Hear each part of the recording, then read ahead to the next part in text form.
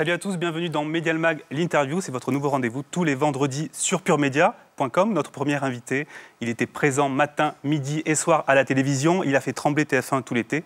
Bonjour Nagui. Bonjour Julien. Alors on vous accueille pour une bonne nouvelle, c'est le retour de Taratata. On l'a appris ce matin. Delphine Ernotte, la présidente de France Télévisions, l'a annoncé. Comment avez-vous réussi à la convaincre ? C'est d'abord elle qui m'en a parlé. La première fois que l'on s'est rencontrés avant l'été, à parler bonjour, bonjour, comment ça va, et ainsi de suite. Elle m'a presque coupé la parole avant même que je commence en me disant alors, je sais que vous avez envie de me parler. Je ne sais pas de quoi vous voulez parler. Et elle me dit autour de moi, et je reçois déjà du courrier, et même j'en ai envie, voilà, ça serait peut-être bien de penser à Taratata. Et elle a pris un engagement auprès de vous parce qu'elle n'était pas encore présidente de France Télévisions. Elle ne pouvait pas prendre un autre engagement que celui d'une parole. Voilà, que celui d'une parole donnée et avec un regard bien droit. Je ne sais pas si vous avez déjà eu l'occasion de discuter avec elle, mais donc elle a vraiment ce regard direct. Ouais, ça s'appelle la confiance. Ouais. Alors concrètement, Taratata, ça revient quand ? Je crois à l'occasion de la 500e, mais après ça va se décliner tous les mois. Oui, absolument. Le 20 octobre, on fête la 500e, ça sera au Zénith. Avec énormément d'artistes et un spectre d'artistes en termes d'âge, en termes de style de musique extrêmement ouvert. Et ce qui fait la force de Taratata, à part le live, ce sont les rencontres, les duos, les mélanges et les métissages. Et beaucoup moins d'interviews, beaucoup plus de musique, c'est ça ? Là, c'est vraiment un concert, c'est vraiment une fête. Oui. Mais après, pour la nouvelle... Les interviews seront, on va dire, très convenues avec bonjour, merci, au revoir. Et ensuite, régulièrement, à partir normalement du mois de novembre, tous les mois, en deuxième partie de soirée, et là, le regard a été exactement le même que pour l'annonce de Taratata. Mais une vraie deuxième partie de soirée ? Une vraie deuxième partie de soirée. Donc 22h30, 22h45 ? C'est ça. C'est ça ? Ouais. Quel jour de la semaine ? Le vendredi là, peut-être ? j'attends de le savoir. Si vous avez une information, je la prends. Vous qui avez toutes les informations avant tout le monde. Je crois savoir que ça pourrait se faire autour du vendredi, en deuxième partie de soirée. On verra ça. D'accord. Vous avez été beaucoup dragué par TF1 et M6 en fin de saison dernière. Oui, Nagui, selon nos informations. C'est pas une question. Non, ce n'est pas une question, c'est une affirmation, mais il y a une question qui suit.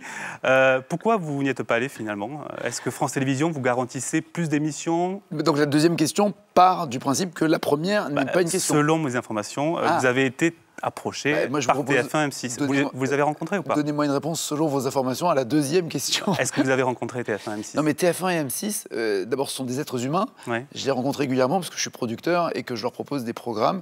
Il y a d'ailleurs, je ne sais pas si vous l'avez, je vous donne un scoop, un programme que je vais produire pour TF1 d'ici la fin de l'année qui se construit autour de la magie. Voilà. Ils n'ont pas essayé de récupérer Nagui, le roi de l'access, sur leur antenne. Écoutez, c'est facile d'aller... le problème pour moi, c'est que si je vais à TF1 ou à M6 dans le hall pour parler et présenter un programme, il y a suffisamment de personnes qui voient ma tête dans le hall pour se dire « Oh là là, il se passe quelque chose ». C'est vrai qu'autour du mois de mai-juin, c'est une période de mercato et j'ai entendu ces rumeurs. Alors peut-être que eux ont eu des envies, mais en tout cas, elles n'ont pas été concluantes. Et je suis honnêtement, très sincèrement, du fond du cœur, la journée d'aujourd'hui, ce que je me suis dit ce matin... C'est une belle journée avec le retour de Taratata. Extrêmement belle journée sur le service public, que ce soit sur France Inter ou sur France 2. Je suis très heureux. D'autres projets, on va en parler. On a sélectionné une image de la semaine pour vous. Regardez-la. Bonsoir et bienvenue à tous dans notre tout nouveau studio. Voici les autres titres de l'actualité de ce lundi. Bon, il a l'air très content, Gilles Boulot. Il vient d'inaugurer son nouveau plateau flambant neuf. Et vous lui avez causé beaucoup de soucis ces dernières semaines avec votre jeu. N'oubliez pas les paroles qui cartonnent en access. Avant. Vous arrêtez avant. Mais on sait très bien que l'access détermine souvent l'audience du 20h. C'est ma question, justement. Est-ce que le 20h est-il devenu totalement audience dépendant de l'access qui le précède ? Non, pas du tout. Et les scores de Laurent Delahousse le week-end, quand il n'y a pas aussi... Enfin, à part le vendredi, mais le samedi, dimanche, quand il n'y a pas... N'oubliez pas les paroles, prouvent que le journal, la force de la rédaction, leur savoir-faire se suffit à elle-même. Ça aide. Ça aide beaucoup. Jamais le 20h ne s'était aussi bien comporté que depuis quelques semaines. Je ne sais pas s'il y a des études qui sont là pour le prouver. Ça aide. La proportion, je l'ignore. Je laisse à des professionnels comme vous ce genre de jugement.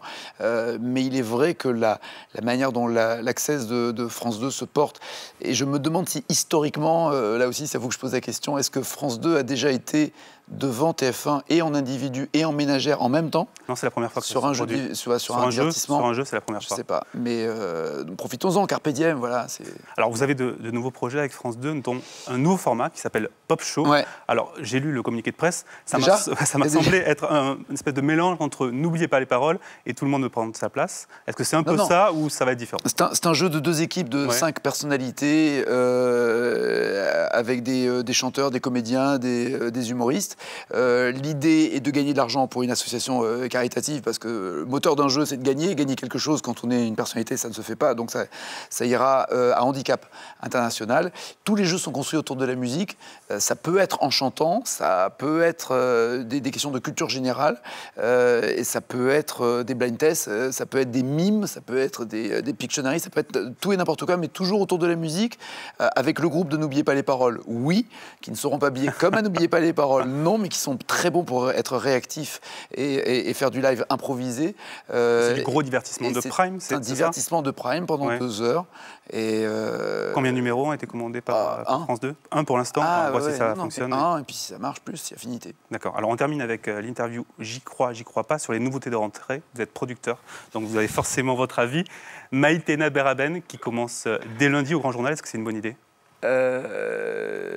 C'est une bonne idée dans le credo qu'ils ont choisi, c'est-à-dire l'information, l'interview et le fond plus que la forme ou le divertissement. Un nouveau concurrent à partir de. Ouais, mais je pense que Maïtena, que j'adore, sera plus une concurrente pour France 5, oui. Sur France 5 ou France 3, mais peut-être pas pour la 1 ou la 2. Yann Moix, il a fait son début dans On n'est pas couché la semaine dernière. Je ne sais pas si vous l'avez regardé, vous y croyez? Ouais, c'est un grand malade, c'est un fou furieux, mais il est brillant et intelligent. Ouais. On lui a reproché déjà d'intellectualiser un peu trop le débat. Il va se roder. Ceux-là ne l'avaient jamais entendu parler ailleurs ou intervenir ailleurs, mais c'est son personnage, il ne faut pas qu'il change. Autre nouveauté, jeu des chaises musicales à Canal+, vous avez suivi ça. Daphné Burki qui récupère l'émission du midi. Vous y croyez? J'adore Daphné, j'y crois. Ouais. Vous y croyez aussi? Ça m'ennuie plus. Ouais. Là aussi, on va être en face. Bah oui, vous avez 2 nouveaux concurrents à partir de la rentrée. Et des filles que j'aime bien. Mais... Bon, vous êtes fâché avec personne encore? Si. Benjamin Castaldi et Valérie Damido, qui sont les artisans de la relance de Énergie 12. L'Académie des Neufs, j'y crois absolument pas. Ouais, vous avez vu. J'y croyais pas, mais là, c'est un peu facile de le dire. Ça n'a rien à voir avec Benjamin. C'est juste l'Académie des Neufs, quoi. Ouais. Voilà. On a vu les audiences à 0,8% de part de marché.